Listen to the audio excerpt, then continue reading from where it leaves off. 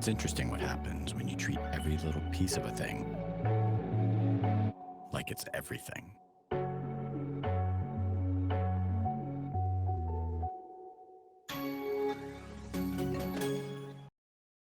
Hello, everybody. Andrew Steinthal here, co-founder of the Infatuation, also Chief Partnerships Officer. Welcome to the Infatuation Academy, presented by our very good friends at Dell. Can you see this through the pizza? Yeah, you can. There you go. That's a snazzy XPS laptop right here.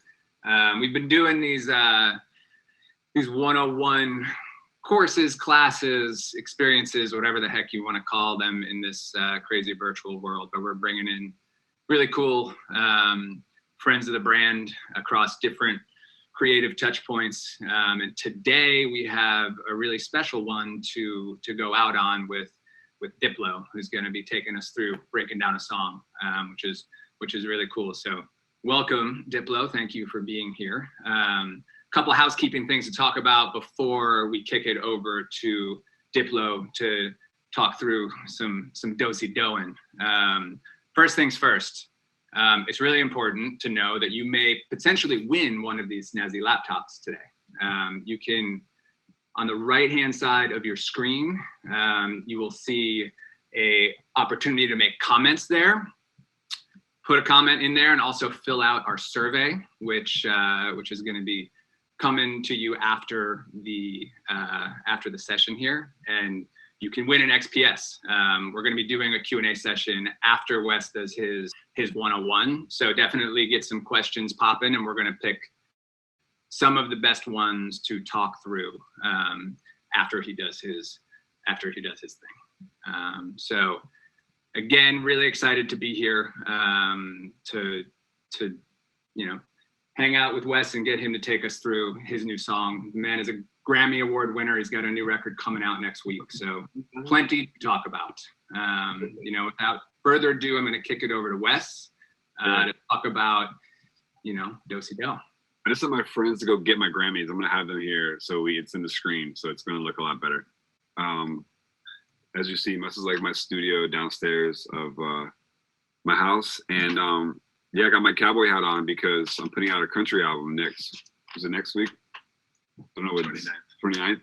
So I've been doing country music, my own fusion of it for the past about a year, because we started it last year at Stagecoach, which is a festival here. There's actually awesome food there, by the way. It's a really good place for food. I looked up a guy, actually. We did a little promo with him. Wait, can we talk about Guy Fieri for 1 second though? 100%. We love Guy Fieri at the Infatuation. He has really good vibes. I actually didn't even know he was from California. I thought he was from like the South or some Midwest. He's actually like from the Bay Area, like Marin County, or like a cool, awesome place, and into wine, and of course into his own mezcal brand. I may or may not have drank a whole bottle just during one interview. But he holds up like an entire little part of the park. Stagecoach happens in the same place Coachella happens. Put these right here. We got it. I have 3, but whatever. Amazing. Okay, anyway, so Stagecoach happens where the same place Coachella happens, and where one area of the tents would be, they have like a whole food area, and he has an entire place where he basically performs and talks about food, does interviews for a whole day there. And I came up with him while he was doing some barbecuing, and drank some stuff with him. We got some good shots and became friends with him, man. Cool. They loved the music I was making. And so that was about a year ago when I first went to Stagecoach, and I've been sort of like working on this album for the last year. And, I'm dropping it. It's 10 tracks coming out on May 29th. It's called Thomas Wesley, my actual name. And then, which is kind of like very country to have 2 first names. And that's it. It's been interesting watching your career, man. You've kind of gone at your own. Before the leave up there for now. Never a dull moment with you and your music, and how you've kind of, just decided to go in one route or another route, and now it's country. It's fun. It's fun, and you never know what's going to happen next. I think because I've had this career that I've been waiting to like kind of fall off and not no one listened to my music for so long, that since people are still listening to what I'm doing, which I don't know how or why, I just gonna keep throwing them curveballs because what else is there? I mean, I could just hammer the same thing, but then you gotta get the same record, you know. That's when you think about the guys who I just feel like went down in history forever, or I look up to the guys like, you know, Herbie Hancock or Miles Davis or David Bowie, who just styles during their career and were able to like mutate so many different ways. Joe Strummer, was one of my idols.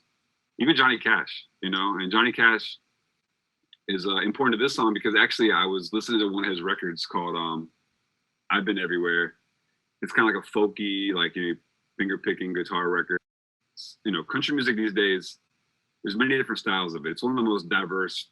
Honestly, you might just think it's one thing, right? When you hear country, you're gonna like country station wherever you live, and you think you hear the same record, same tempo, kind of same vibe. There's a certain pop radio country that's happening now, and I step into that sometimes in the album. But country is so diverse, from Americana to like punk rock to like, you know, the hillbilly guys to like bluegrass to country folk to California country. There's like so much music in that world, and Johnny Cash always has some like kind of dance records. I wouldn't say dancing, but you know, there's a scene in country music where people line dance. They go to bars, and you know, back in the '70s, there was like roadhouses and honky tonks and awesome parties. You know, and country music was danceable, and it still is at some points. On the radio, it's more ballad, slow. You might be used to that sound, but I was into this one Johnny Cash record called I've Been Everywhere, and it was like you kind of had this bass line playing, and I've been working on this record for a while, and I was doing sort of like a mix of my fusion of like hip hop and country and, you know, folky music on it, and some like more acoustic sounds. And I just thought like it'd be cool to try to do a dance one, not you know, cheesy dance record, but like something that's more up tempo. And Blanco Brown was an artist that had a big record on the radio called Two Step, and he was like this sort of like Atlanta songwriter that had an amazing country voice, and he did a big record on country radio. It was a country dance called was it called Two Step? Two Step and the Bad Boy Boogie. Anyway, it was like a big record, and I was in contact with him, and he was in LA writing. I just said, hey, come by my studio. We had a couple hours together, and just me, him, my guitar player Henry sat here in the studio and just like laid down like 3 or 4 ideas. So yeah, that's how we started this record, Do Si Do. Very cool. Very cool. Well, do you want to take the folks who are watching through a little bit about how a song like Do Si Do comes together? Yeah.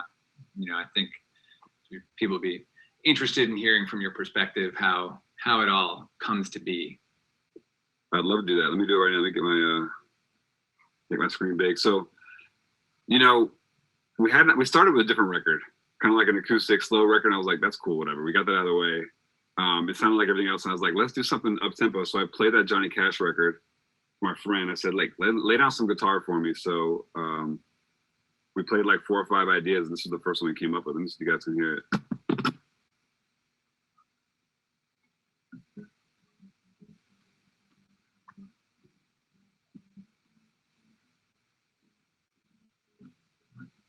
So it's like a simple guitar loop, and I had a whistle in there too, as like a kind of like a lead melody. Write down for me.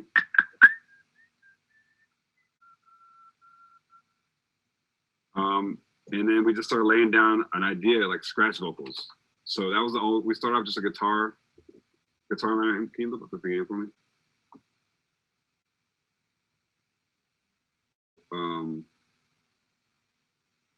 We just laid down what we'd have the guitar running for 40 minutes, and we're just like freestyling, you know, ideas. I'm like writing lyrics, I'm like kind of rapping in the microphone a little bit.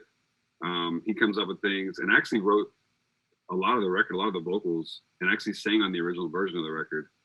And thank you.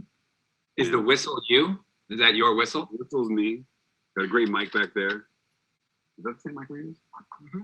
Yeah, it's a good mic. We just bought that mic around that time. We were using it for like a whistle, and you know, that mic's very sensitive. So I was doing like this whisper sound, kind of like do. You get that low bass voice. So he has this deep voice. And I also, when I sing or rap, I don't really rap a lot, but when I do it, I'll play an example for you. When I do it, it's it's very low, and a mic like that can pick it up really easy. So guitar.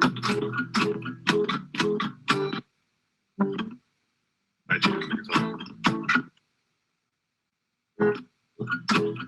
She was throwing it down like it. Just like literally just putting boom boom boom on the stripper pole. We didn't use those lyrics, by the way. They were like the dirty lyrics. But I wrote, so I go back and forth with them. He would do a line, and I would do a line. Let me play both of them together so you can hear it now.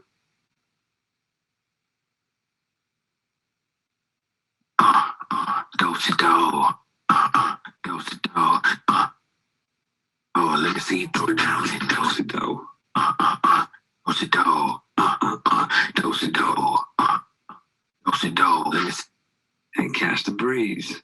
So we go back and forth, like me and his voice, and then I didn't really like my voice, so I kind of took it off at the end of the record, and then we added me at the end. I think I have one line at the end of the song. So we just basically had a guitar line and a little hand clap. So I group all my guitars like this. So there's like 4 or 5 guitars grouped up here. And then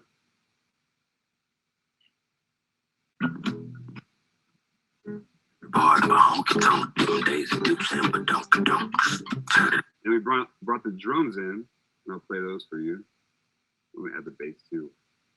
So the guitar is easy. Start with the guitar, and then you add the bass. It's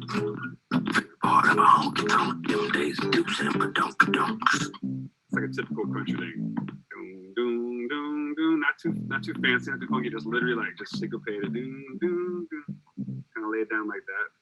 And also, I'm not by any means a country producer. I'm literally making up this as I go. I just like a certain kind of songs. So me and my engineer, and we just got together and said, like, this is how we want to make it sound. So I'm not like a forte into it. It's just something I heard in my head. And I said, let's try to make this kind of style. The hardest part was getting the drums right, because I wanted the drums to be, you know, a banging, like you could play them in a club. I'm also a DJ, so I was like, let's find something you could dance to, but also I don't want it to be like cheesy club drums, like something kind of feeling acoustic and natural. So literally start like a disco clap and like just a kick, so you can kind of like just kind of record on our own. In fact, Blanco is a good singer, plays a little guitar, but he plays the spoons like crazy. Like he was like, bring me some spoons. So this is as country as it gets. He was like playing spoons on his like leg, like doing spooning. I don't know what it's called, but yeah, he was crushing that. So did that, wrote a verse, and then came up with a chorus. I just said, hey, let's do a song called Do-Si-Do, like literally the concept. I didn't know what a Do-Si-Do was. I just remember hearing that word when I was younger on the radio or somewhere, like in the country world. And it turns out it's like a dance where you like put your partner in a hand and do like a little dance. So the chorus is like this. Kind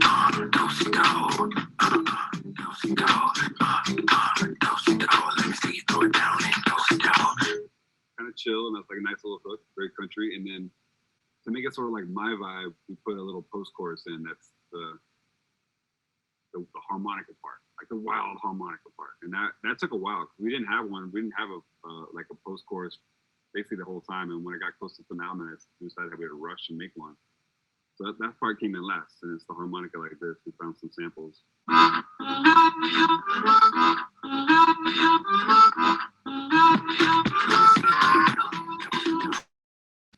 That's basically the song. Second verse, little bridge, and then song, we take the song out.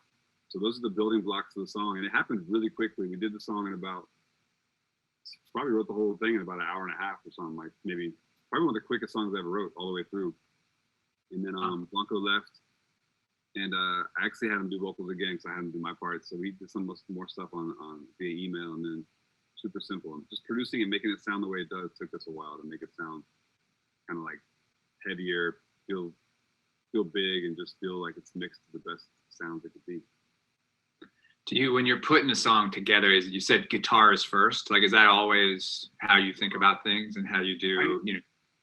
No, not really. I mean, sometimes we just start off with, as a producer, I use Ableton. So on the Dell here, I have like my Ableton set up here, and Ableton's a workstation. So a lot of people, even if you don't know music, you might know Pro Tools. It's sort of like the go-to program to record anything. You record vocals, you go to the studio, the engineer has it set up. Ableton is a program where you just put in raw audio, and you can manipulate it and create something new. So a lot of times I start with just a sound. You know, I'm not really that great of a player. I play a little piano, a little guitar. I'll start with like an idea and a sound, and I'll manipulate that in Ableton because you can do all kinds of controls to just like reverse it and twist it and extend and nothing. So I kind of play around with that the first time. But with the country stuff, yeah, it's been more guitar based, you know, finding a nice melody or like a chord progression. It doesn't have to be guitar. It could be keyboards too. Guitar is easy and it happens quick. And my player is so good. My friend Henry who wrote the record with us, and he plays, you know, 4 or 5 guitar chord progressions, and I'll say that's the one. You know, when I hear one that I love, and I might change a note, be like, hey, can you when it goes to G, can you kind of like make it go to like C minor, whatever I'll say. I just kind of, I know I want something dark in the third part, whatever it is. I just kind of be partner with the writing. But this one's simple, like super happy, you know, country, little simple guitar lick, and mostly I was wanting to use Blanco's voice. It's a great voice and great temp and a great crazy.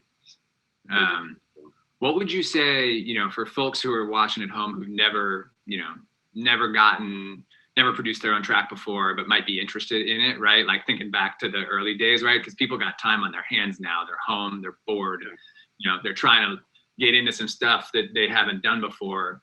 You know, how would you start? I think, you know, when it comes to computer, whatever program, there's a lot of simple programs you can get, even for the Dell, like Fruity Loops, Ableton.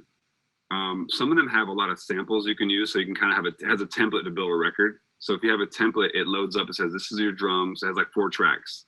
And it'll give it to you. Like it's super simple to learn these programs. I'm not gonna name too many programs, but some of them have like the basic beginner, and they're getting easier and easier as we go along. Even on your iPhone, there's like so many different things you can do to like do that and have it super easy to learn. You know, there's like step by step, and also of course you can go to YouTube and see a tutorial. I still look at tutorials all the time. Me and Max, my engineer, we're still learning. Like we'd like a song, we go see who remade that. You know, like a guitar player, we'll go to a guitar tutorial and find the chord progression, the right way to play a record. We do the same thing with our DAWs, our workstations. So it's very simple. Even if you have a phone at home, or even if you have like even on your Dell, you can even record just the microphone in the computer. You know, like I can go to Ableton and just, I don't know if it'll work here, but go to the preferences and just set the microphone to be this one. And I can just go down here and just make a noise, like just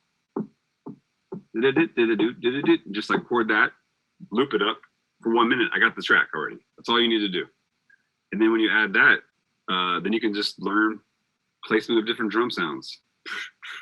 Hi-hat drums, like simple things, you know. House music is really easy because you literally syncopate. It's like kick, drum, and your little melody. You can make a house song super simple. But it's very accessible, you know. I would suggest, like me, I've been like hunkering down during this whole time off and just getting into guitar really heavy and like learning guitar, and you know, taking lessons a couple times a week and just like practicing as much as I can while I'm home, just to take advantage of my opportunity, because I would never be able to learn guitar unless I was forced to stay home.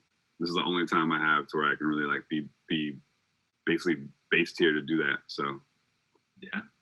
Speaking of home, how's it been just like being forced to stay home? You're a guy who's on the road a lot, playing a lot of shows, doing a lot of things.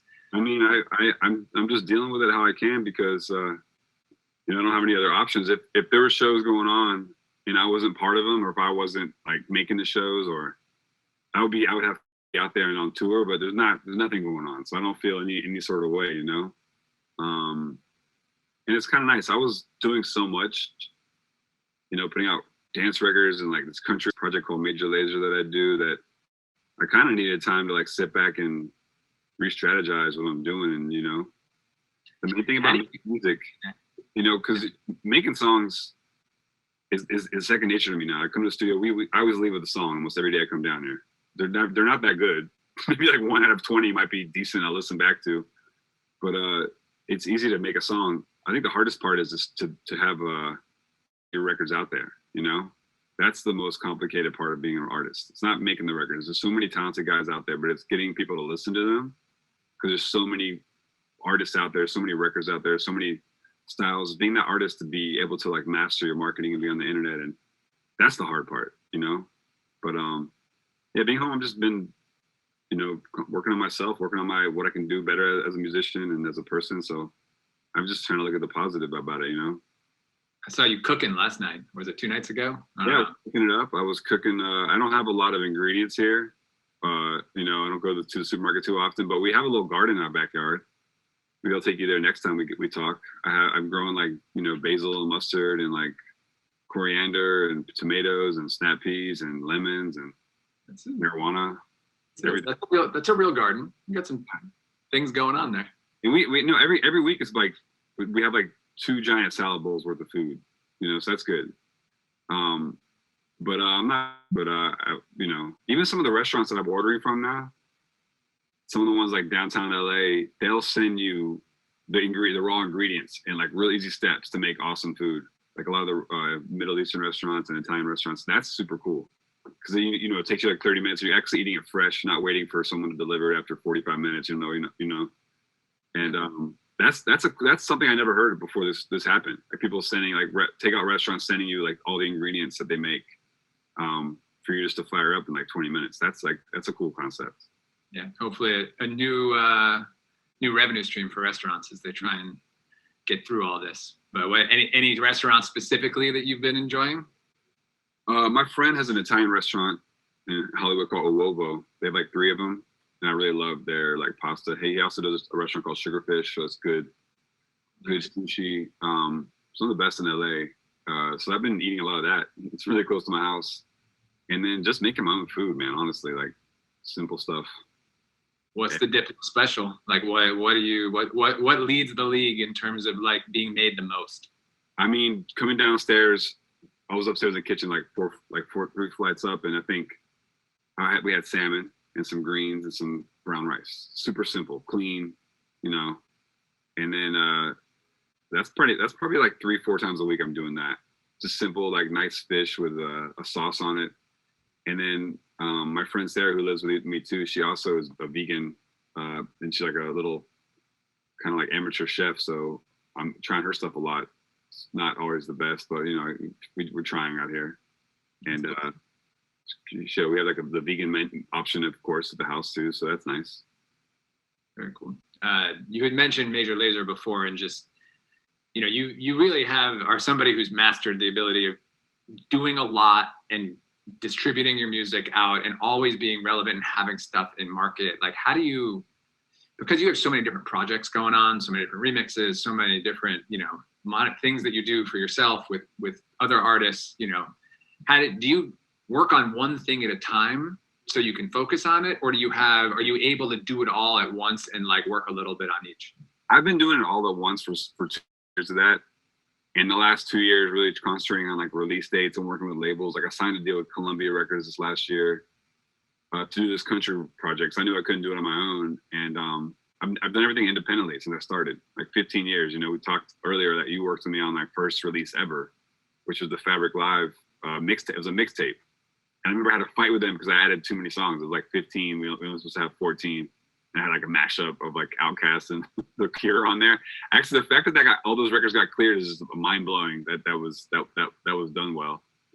But since then, I've just been like taking up any project and not really concentrating on the branding, and just kind of like, I make music in here. Just take this to this label. This guy's take this. Like, you put out this record, or I produce something for you. But the last 4 or 5 years, I guess, since Major Lazer really got popular, I was like, we saw the power of like having your own project. You know, Major Lazer was the first thing I did that was my own project that got big. You know, we were touring all over the world. Before that, I was producing for people. I was just lucky to get by producing a record here and there. You know, like songwriters in LA, we're at the mercy of, you know, how cool we are. You know, we have to go every day to like songwriting sessions and work our asses off to get a record with somebody, like maybe an album cut for Bruno Mars or whatever it would be. And I was in that kind of rat race for a long time and having some success, you know, working with Sia really early in her career, and other artists, you know, doing stuff for The Weeknd, just different people that I've connected with. But then building my own projects, like the last couple has been Jack U with Skrillex and Silk City with Mark Ronson and Major Lazer, and now the Thomas Wesley thing. Just being able to like see how much work goes into like being your own project. You know, I'm doing like 4 sometimes during the whole year, and The Weeknd only does The Weeknd, you know, and he still has to compete with everybody else out there, and he has to put everything into that energy of his project. So it's definitely not the right business model for once, but I'm just concentrating on this Thomas Wesley project for this whole year, basically, to try to like give it the most attention. and build something new, because my fans don't know what the hell, it's a difficult time to be my fan, because you don't know what the hell I'm doing. Am I doing a house party because I'm streaming every weekend DJing, or am I doing country music? I just keep doing it, and people keep paying attention. The cool thing about this new world of streaming and being on Twitch and like playing music all the time is actually it's not beneficial to be scarce. You kind of got to always be out there. You kind of always got to be flooding the market with what you're doing, who you are, and that's kind of like what I'm trying to do with this project. Very cool. All right, so we're gonna transition and take some questions from the audience.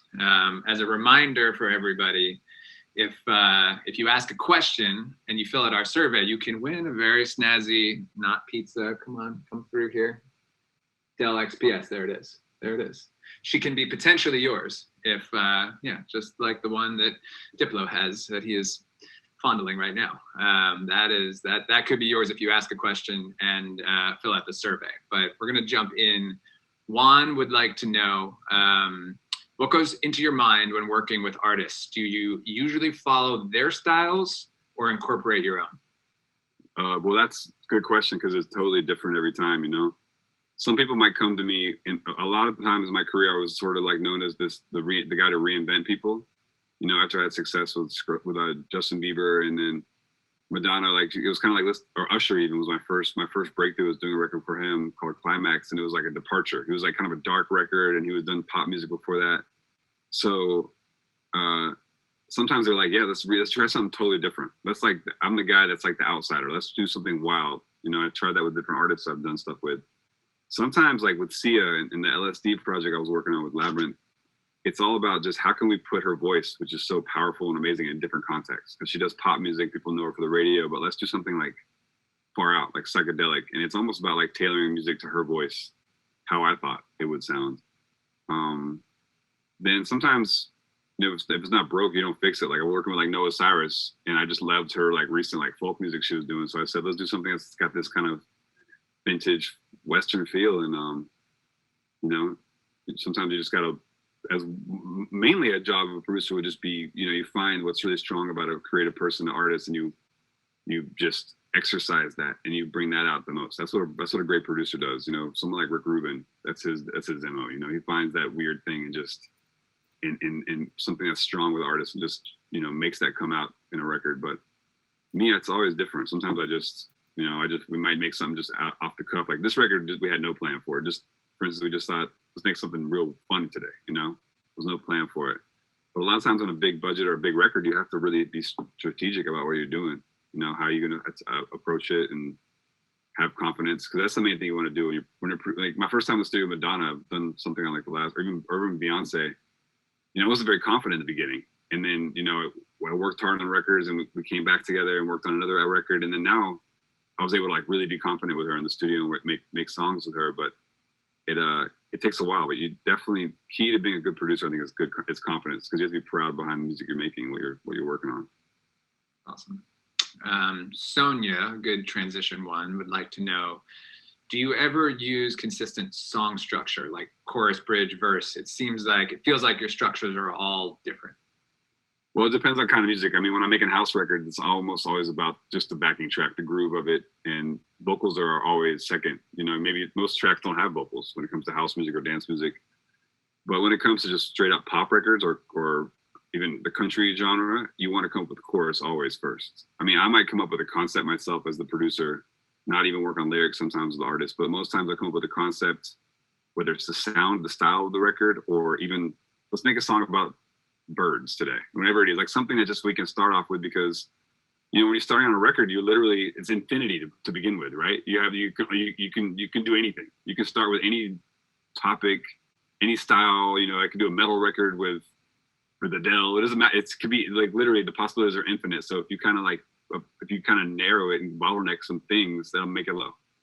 So when it comes to pop records, you want to come up with a really strong chorus even before you attack the verses. When it comes to rap music, you just freestyle sometimes. You just verses first, and sometimes the verse becomes the chorus. A lot of times, that's almost like 90% of times, the first lyrics become the chorus of a rap song.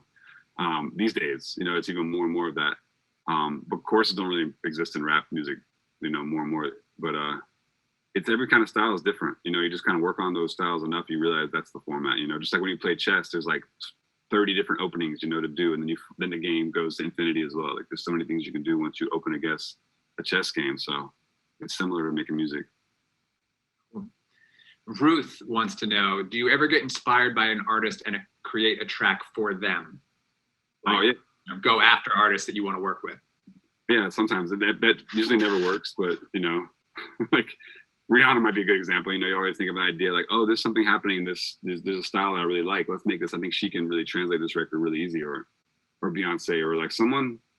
I mean, I really work with a lot of female artists a lot. I don't know why I've always like gravitated towards strong female artists, but you kind of just think of them as a model, and you're like the fashion designer, right? And you pick a pair of clothes out that's really crazy for them to wear, and that's kind of what you do as a producer. You find someone like, what will she look great in? Well, how can we like push this the furthest? Because I think a lot of times production is just like the bells and whistles, like the clothes on something. You know, the artists themselves and their voice is really like the meat to it all, and our job is to just kind of dress it up and make it look nice.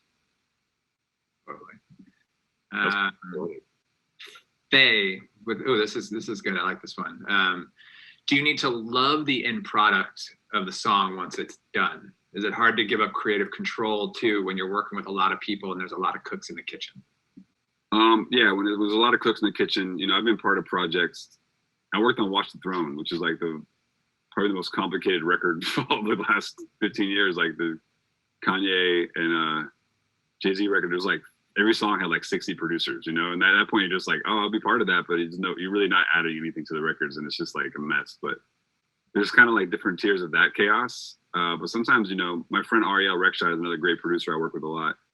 He goes into a project and does like the whole album. You know, he'll spend time like with Haim, or Dell's another example, where he just sits there and he's the main backing guy, and he's gonna sit through these records and power through them, and they're gonna like, you know, I'm not like that. I'm like more like, I'll do one record here, one style like this. So a lot of times I might even add flourishes to some records. Someone might, like The Weeknd might send me something like, hey, can you do like the drums you do on this record? You know, whatever it is. And I'll do that. It's different things, you know, at different times. When it comes to Major Lazer, yeah, I'm like full control of those records. Like the way they sound, the end product is all me. So I have to love them. You know, other people's records I produce, sometimes if they have demoitis, you know, that means they don't want to defer from the very first song we did. Because sometimes my songs might go to 80 versions. We have versions like Dos to Do was like what, 15 or maybe like 10. It wasn't that busy. That was like the 15th version we made of the song that became the one we used. A song like Get Free, this Major Lazer song, was like on version 100 before we finished it. So I'll work a lot on a record. But some artists, they want to have that first feeling of that first demo, and I don't want, you know, sometimes you got to choose your battles. So you let it slide and say like, let's make another record later, and then that's what you do. Get Free is so good. I can still hear that song. Like I've probably listened to it a gazillion times. It's one of those songs that comes on and you're just like, fucking yes. Like it's just me and your generation. That was a very like East Coast, that just very underground. You know, it wasn't big at all, but it was like a record that was traded a lot to people, and people all loved it. That got it from their friends, and it had no success on radio or whatever. But every beat always says they love that record. So I'm really proud of that one. Yeah, that's a classic. A couple like COVID related questions, or like this timing related questions. Do you think, Micah wants to know, do you think that the live streams you've been doing is what the future of music looks like? Mm-hmm. I don't know. It's too early. I mean, this all happens. We've only been in quarantine here in LA like 2 months, honestly, so it's not that, it feels like eternity, but it's not that long. And like when I look at my set list, I'm on like party number 9 of like the Friday night I do, and that's actually pretty long. But you know, we've been doing dance music for like, you know, 40 years, so it's not like we can change all this in 2 months. It did make us a lot more aware of that format, though. You know, when I do DJ on live streams, sometimes the crowds are really big. We might get like 25,000 people watching the Twitch stream, and I think maybe 5,000 people are there for me, but 20,000 might just be there. They got there somehow, you know, they found it online, or it was on the front page and they got moved to this party for whatever reason. So a lot of times it's people that don't know me, and it's like a new audience. You know, when I do Zoom parties on Twitch, sometimes it's families and their daughters and their kids, and like little kids are listening to dance music, and it's like a different thing. So I'm usually playing in Vegas and the festivals. But So it's a different audience. Then you have things like Fortnite. And we did a concert there. So it's people that aren't my fans either, but they're gonna go see, you know, it's like they're gonna walk past my stage at a festival, they might walk in by accident. And then sometimes, you know, they did that concert with Travis Scott that was just mind blowing. So that is something that took a lot. That was working. They were working on that before this happened. You know, that's like four months in the 4 months in advance. They were working on that. They just happened to rush it during quarantine because it made a lot of sense. So, but that potentially could be something really big, like a VR experience like that. I hope that we do have a lot more experiential things soon when this is all over. But I think it's gonna be all about people's, you know, how comfortable they are, you know, going out and stuff like that. I don't know if we can make a general decision, but I know people love that experience of being at a party. The first party I had,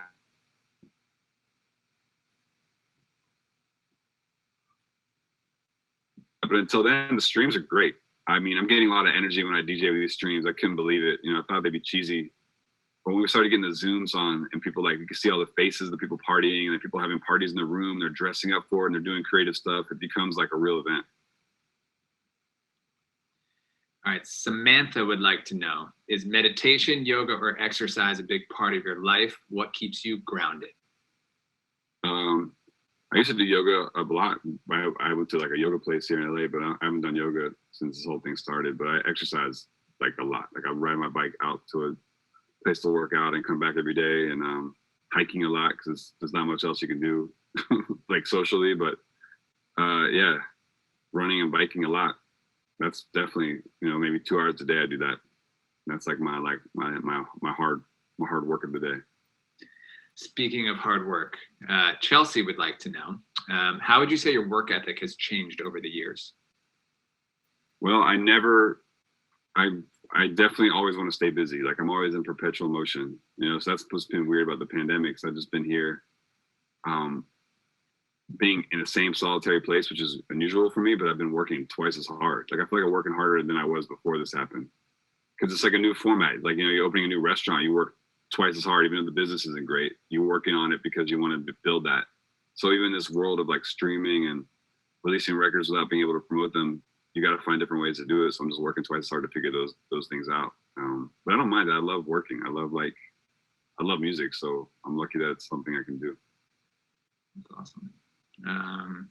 Saw that you recently helped donate a lot of money to Feeding America, which relevant as the Infatuation, obviously relevant to us as we've been using our platforms to, you know, do whatever good we can and support the restaurant and hospitality industry, which has obviously been devastated by the corona. And just wondering how that came about and what you were doing there. A lot of times we do streams, we're having a lot of people reach out to us, like DoorDash and Chipotle, whatever restaurants might be like, hey, we want to give away like $100,000 worth of credits, or even Corona, the beer. We did a fundraiser for them, and every person that viewed, they donated $5, a dollar for each person. We had 500,000 people watch our stream, so they ended up donating $500,000 to the restaurant workers, sort of a union there, restaurant, but just to help those guys out that are not making any money during this time. And then that's easy. That's another thing we can do at our streams to kind of give people something else,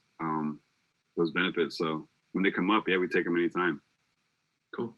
All right, last thing that I would love your perspective on, and then we're gonna wrap it up. But yeah, just like give me your POV on TikTok. I mean, every time there's a new, you know, jump in technology or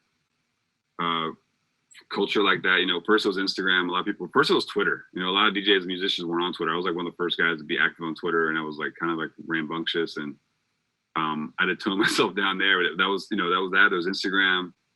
And if you're like a person that works in music or entertainment, you have to just be at peace with every piece of technology that comes out, and you can never be like, that's corny, I don't want to do that, or whatever it is. You have to just that's not gonna change the way it is, you know. Like, even if you're like a label, you know, labels fought against blank cassettes, and then they fought against, you know, MP3s, and then they're never gonna win those battles, because the fans and the audience is always gonna win.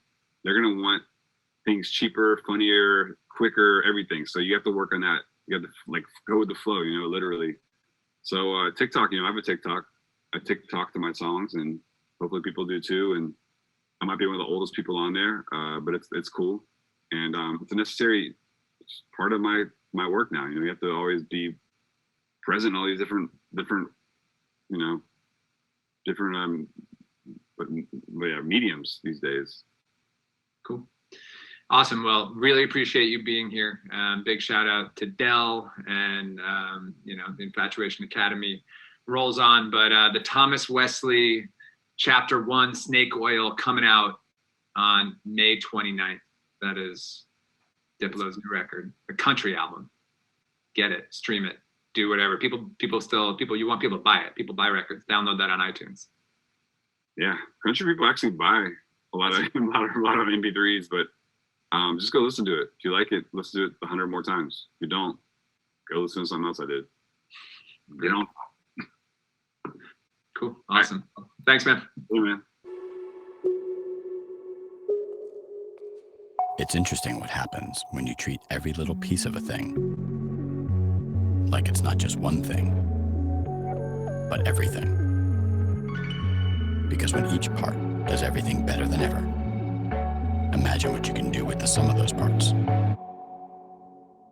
The new Dell XPS.